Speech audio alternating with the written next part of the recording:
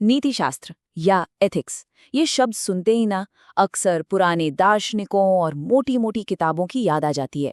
लेकिन जरा सोचिए, अगर हम इसे एक पुरानी फिलॉसफी की तरह नहीं, बल्कि आज की इस उलझी हुई दुनिया में रास्ता दिखाने वाले एक जरूरी टूल, एक गाइड की तरह देखें तो। जरा इन मुद्दों पर गौर कीजिए।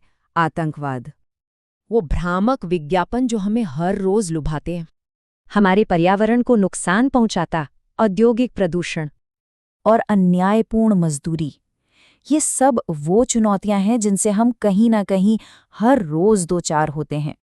तो चलिए अब इस मामले की तह तक चलते हैं।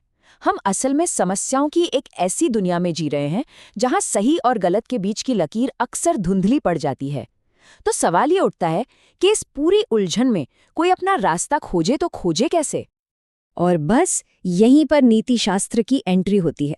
ये सिर्फ कुछ नियम कानूनों की लिस्ट नहीं है, बल्कि ये एक बहुत ही पावरफुल और सिस्टमैटिक अनुशासन है, जिसे खास तौर पर इन्हीं चुनौतियों से निपटने के लिए बनाया गया है, ताकि इस शोर में भी हम थोड़ी स्पष्टता पा सकें। एथिक्स शब्द की जड़ें ग्रीक भाषा के शब्द इथोस में है, जिसका मतलब होता है चरित्र, स्वभाव या आदत। तो असल में नीतिशास्त्र कुछ और नहीं, बल्कि हमारे इसी चरित्र और आदत से जुड़े सही और गलत कामों का एक व्यवस्थित अध्ययन है। और इसका मकसद है परम सुख या अच्छाई को हासिल करना। एक तरह से ये आत्ममंथन है कि हम जो भी करते हैं उसकी जिम्मेदारी कैसे लें। अब यहाँ एक बहुत ही दिलचस्प बात सामने आती है, वो ये कि नीतिशास्त्र दूसरे विज्ञानों से अलग कैसे है।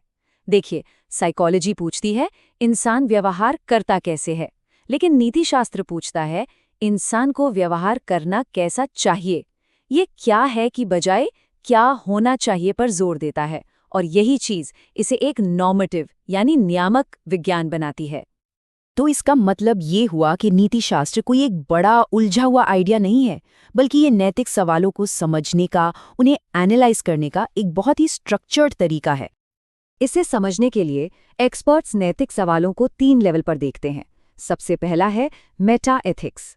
ये पूछता है कि अच्छा या बुरा जैसे शब्दों का असली मतलब क्या है। फिर आता है नॉर्मेटिव एथिक्स, जो हमारे सही आचरण के लिए मानक तय करता है कि हमारे कर्तव्य क्या हैं। और आखिर में है अप्लाइड एथिक्स, जो इन सिद्धांतों को असल दुनिया के मुद्दों पर, जैसे कि पर्यावरण की समस्या या जानवरों के अधिकारों पर लागू करता है। और हाँ, ये सवाल कोई आज के नहीं है। चलिए एक नज़र डालते हैं कि कैसे दुनिया भर में हजारों सालों से इंसानियत इन सवालों से जूझती आई है। कहानी शुरू होती है प्राचीन भारत से, जहां ऋग्वेद ने ऋत की अवधारणा दी, एक ऐसी लौकिक और नैतिक व्यवस्था जो सब कुछ संतुलित रखती है। लगभग उसी दौरान 5वीं शताब्दी ईसा पूर्व में प्राचीन ग्रीस में सुकरात ने समाज के बनाए नैतिक नियमों पर सवाल उठाना शुरू कर दिया। फिर मध्य युग आया, जहां विचारकों ने नीति शास्त्र को धर्म से जोड़ा, और आधुनिक युग में कांट और मिल जैसे दार्शनिकों ने धर्म से अलग नए फ्रेमवर्क तैयार किए। ये खोज वाकई में सदियों पुरानी और सार्वभौमिक है। और ये सारी बातें हमें एक सबसे बुनियादी सवाल पर ले आती हैं, आखिर नैतिक बने ही क्यों? ये सिर्फ एक किताबी सवाल नहीं है, बल्कि ये हमारे व्यक्तिगत और सामाजिक दोनों तरह के जीवन के लिए सबसे जरूरी सवाल है। अच्छा, तो नीतिशास्त्र का अध्ययन करने के फायदे क्या हैं? कम से कम 3 बड़े फायदे तो साफ नजर आते हैं। पहला, ये जिंदगी के सबसे बड़े सवालों पर हमारी सोच को और गहरा करता है। दूसरा, ये हमें अपने नैतिक स्टैंड को लेकर क्लियर होने में और बेहतर फैसले लेने में मदद करता है।